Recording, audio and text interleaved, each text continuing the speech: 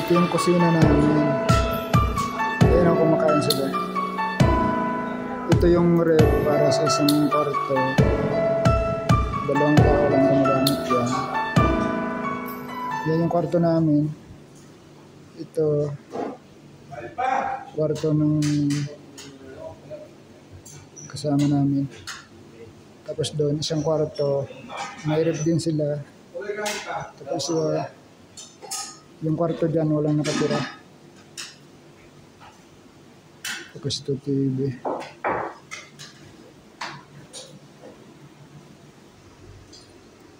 Ito yung kwarto namin.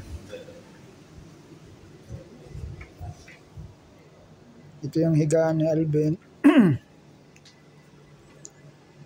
Ito yung tubig. Ito yung higaan ko naman. Di pa ako nakapag ligpit, daming kalat.